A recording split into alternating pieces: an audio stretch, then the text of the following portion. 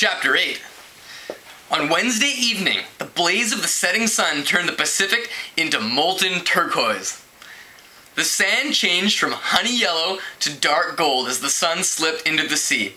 Inline skaters on the concrete walkway cast long shadows. Zach eased out of his backpack as he sat on a bench and stretched out his legs. "This is my favorite time of day," he said. Irina faced into the sun. The orange light licked at the ends of her dark, feathery hair. "I can see why," she said. "It's so warm and quiet, serene in the middle of all this violent color." "Exactly," Zach said. Somehow, Irina captured his feelings in words and images that he never would have thought of. Irina laughed as she stretched out a leg and regarded her skates. "I know just what Nanny would say if she'd seen me this afternoon, that I stunk on wheels." She pronounced the American slang in an awkward way that Zach found charming. "I thought you were very graceful as you were falling," he told her with mock earnestness. "Your hip's okay, isn't it?" Irina threw back her head and laughed. "You're much too charming, Zach Morris," she said in her husky voice. She sighed. "Yes, my hip is fine, but I am way too tired and thirsty to skate anymore. I'll get us some water," Zach said. He skated over to the concession stand and bought 2 bottles of spring water. By the time he got back, Irina had taken off her skates and slipped into her loafers. He gave her a bottle and tapped his against hers. "What shall we drink to?" he said jokingly. Irina looked out at the water. "Peace," she said simply. She tapped her bottle against his and drank. How could this girl be a spy? Zach thought. Screech must have seen someone who looked like Irina. Irina stared moodily out to sea. "That's all I wish for, Zach," she said. "Peace. I remember when I would wish for a new blouse, or a book, or for my parents to let me go on vacation with my best friend, Nada. Everything I wished for was personal, something for me. Maybe peace is, too." "Where is Nada?" Zach asked. "Is she still in Carcassia?" "Nada is dead," Irina said. "She was killed by a sniper." Zach gasped. "I'm so sorry, Irina. That's terrible." "Yes," she said. "It is." She turned to him. I had a wonderful afternoon, Zach. Thank you." "But you're not leaving," Zach said. "I thought we'd have some dinner. Something real American. Like pizza." Irina smiled. "Some other time, okay? I have to go." "I'll take you..." But it was the same as last time. "No," Irina said, shaking her head and standing up. "I'll see you at school tomorrow." And a moment later, she was gone, running lightly down the walk towards the parking lot. This time, Zach was determined to follow her. He got up quickly to run to his car, but he forgot he was wearing his skates. His feet went out from underneath him, and Zach crashed to the concrete. "Way to go, dude," a blonde teased as she skated by. Zach crawled to his feet. Grabbing his backpack and the skates he'd borrowed for Irina, he skated towards the parking lot. He zoomed across the asphalt and practically rammed into his Mustang. Then he hurriedly unsnapped the skates and jumped into the driver's seat. Screech would kill him if he found out he'd blown this opportunity, and he'd kick himself if he lost the chance to prove Irina was innocent. Zach started the car and cruised out of the parking lot. He drove carefully, keeping an eye on the street. He didn't want Irina to see the car, but he didn't want to miss her. Then he saw her up ahead at the bus stop. A bus was just pulling in, and Irina hopped aboard. She looked distracted and in a hurry. Zach let a car go in front of him. Then he followed the bus. It was a local bus that stopped every few blocks, and it was hard to keep behind it and not hold up traffic. The bus traveled from the West Side Palisades through downtown, and then headed south. They passed a few factories and small businesses. Zach started to get nervous. He had a feeling he knew where Irina was headed. Could it be that Screech was right? Had he really seen Irina at the plant? Irina got off the bus at the last stop and hurried inside the gate to the government plant. Zach parked the car a little way down the street and followed. It was quitting time, making it easy to keep Irina in sight without her seeing him. Irina hurried past the first building to one at the end of the parking lot. She stayed in the shadows as she ignored the entrance and kept walking towards the side. Zach waited until she'd passed underneath the trees and turned the corner. Then he hurried after her. Irina was looking up at the building. Then she glanced at her watch. She reached into her purse and took out a small pen light. She flashed it up at the windows. A moment later, a light flashed 3 times. Zach counted the windows from the front. The signal had come from the 4th window on the 3rd floor. He watched as the window slowly rose. Then a man's hand came out. The man made a thumbs up sign, but Irina was too far away for Zach to see her expression. The man dropped an envelope down, and Irina caught it. She turned towards Zach, and he melted away into the trees. His heart was pounding, and his brain buzzed in disbelief. If he hadn't seen it with his very own eyes, he would have never believed it. Screech was right. Something fishy was going on. But could gentle Irina Pestovic really be a spy? When the phone rang after dinner, Kelly ran to answer it. She hadn't spoken to Slater practically all day. "Hi, Kelly," he said. He sounded a little subdued. "How's it going?" "Fine," Kelly said. "Are you okay? You sound different." "Just beat," Slater said. "Wrestling practice."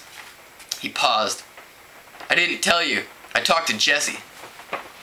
Kelly twisted the phone cord around her finger. "You did?" "I told her what a lousy thing she did, dyeing your hair green," he said. "Of course she denied it. It was kind of nasty." "Oh," Kelly said. "I'm sorry, Slater. Maybe you should stay out of this feud." "That's what I decided," Slater said with a sigh. "So do you want to get together Friday night? I've got tons of homework, but..." "I have tons of homework too," Kelly said. "Maybe we should talk later about going out then," Slater said. "We might want to skip it. We're going out Saturday anyway." "Right," Kelly said. "That's a good idea. We'll talk later." "Okay," Slater said. "I'll catch you at school tomorrow, Mama. I can't wait to see your next hat." Kelly laughed. "Thanks. I'll see you tomorrow." She hung up the phone thoughtfully. There had been a weird difference in Slater's voice tonight, and she wasn't sure what it was. Probably the talk with Jessie had bothered him more than he let on. Kelly went to her mother's sewing room. The green, gauzy material for Jessie's costume was already cut out and waiting to be sewn. Nanny had designed the pattern. It would only take her a few hours to put it together. Kelly sat down at the sewing machine and pulled the material towards her. Things were so mixed up, she thought with a sigh. Half the time she didn't know what she thought or felt. About Jessie, about Slater, about Zach. She knew that her feelings were intense. If only she could figure out what they were. Was she jealous of Jessie and Zach? And if she was, did that mean she still loved Zach? And if she did that mean she could be with him? Kelly bit her lip as she basted a hem. She had to admit it. She was totally wigged out at the thought of Jessie and Zach together, but she still wasn't sure if they really were together. It would be just like Zach to try and make her jealous. How could she find out the truth? She needed a plan. Kelly stopped sewing. The answer was so simple. That she thought out loud if she wasn't... Let's restart that. Kelly stopped sewing. The answer was so simple that she'd laugh out loud if she wasn't so miserable. She'd just ask him. She knew Zach so well. She knew when he was lying to her, and even if he didn't tell her the truth, she'd know what the truth really was. Zach called Screech that night and told him what he'd seen. He said he'd keep sticking close to Irina, but Screech knew that he had to look at his problem from another angle. He had to get him back inside the building. Screech called Barney Brill at his office and caught him just as he was leaving. "Samuel Powers from the Gazette," he said crisply. "I have a few more questions for the article, Mr. Brill. I'd like to come down and take another look around." "Sure, no problem," Barney Brill said. "Is 4 o'clock tomorrow okay?" Screech asked. 4 o'clock, 10 o'clock, 3 o'clock, it's all the same to me, Barney said. "Just don't come on my lunch hour." The next day, Screech met Barney at the front desk promptly at 4. "So, what do you need to know?" Barney asked amiably as he signed Screech in. "Well, nothing specific," Screech improvised. "You gave me all the numbers the other day. This is a think piece. I'd just like to soak up the atmosphere, especially on the 3rd floor where the remote sensing is done," Screech said. "I'd like to get the feel of all that knowledge. That was really fascinating." "Sure," Barney said, but his face fell. "You don't have to come up with me," Screech said quickly. "I know it's quite a climb." Barney broke out into a smile. "Great, I'll just buzz you in then." He led Screech back to the last building, past the security guard, and punched out the numbers on a keypad. When he stepped back, Screech was so close he bumped into him. "You must be eager to get started. Go right on up. You can come to my office afterward if you have any more questions." "Thanks, Barney," Screech said gratefully. He pushed open the door and dashed up the stairs to the 3rd floor. Zach had said that the signal had come from the 4th window from the front. Orienting himself, Screech hurried down the hallway. All the office doors were closed. Screech stopped in front of the 4th office. Then he paused. What if each office had 2 windows? Or one had 3 and the other had 2? Or 1? Screech scratched his head in puzzlement. What would Zach do? Zach was cut out to be an investigative reporter, not Screech. Screech squared his shoulders. No more negative thinking, he told himself. That wouldn't get anything accomplished. Nanny wanted a hero, not a sniveling coward who gave up. He walked back to the 1st office, knocked, and then stuck his head in. 3 men were bent over a computer screen. One of them looked up. "Oops," Screech said. "Sorry." 2 windows. Screech went to the 2nd office. He knocked and popped his head in. A woman in glasses was clicking computer keys. 1 window. "Sorry," he said. "Guess I want next door." She nodded without even looking up. Screech's hand trembled a little as he knocked on the 3rd office. Unless it didn't have any windows at all, this was the office. This was where the spy was. "Come on in." Screech opened the door. A young man dressed in a sweatshirt and baggy corduroy pants was standing in the middle of the room. He held a Nerf basketball in his hands. He tossed it over Screech's head. 2 points, he chortled. Screech looked above the door. The basketball hung gently in the hoop. "Congratulations," Screech said. "Did you win the game?" "It's only halftime," the guy said, grinning. He held out his hand. "Mark McQuigley." "Samuel Powers," Screech said. "I'm doing a feature article for the Gazette." "On this place?" Mark asked in disbelief. "It's pretty dead. We've had so many layoffs in the past 2 years." "That's the slant of the article," Screech said. "I guess that's good," Mark said, no doubt creeping into his voice. "But I won't help the unemployed folks much. Their skills are too high-tech for most of the jobs around here. Most of them have moved north, to Silicon Valley." Screech wondered if Mark was trying to throw him off the scent. But he seemed so open and friendly, Screech couldn't figure it out. He thought he should ask a reporter-type question. "Are you afraid of being laid off?" Mark shrugged. "Who isn't?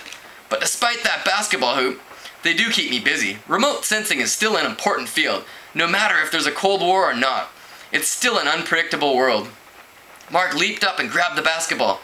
"And I have family in Palisades. I don't want to have to leave." "Do you work a full day?" Screech asked. "I mean, what are your hours, if you don't mind me asking?" "Technically, 9 to 5, Mark said. "But I'm usually here until 7. So he was probably still around when Irina came by. Once it was at 5, the second time it had been at 6:30. "What's your specific area of expertise?" Screech asked.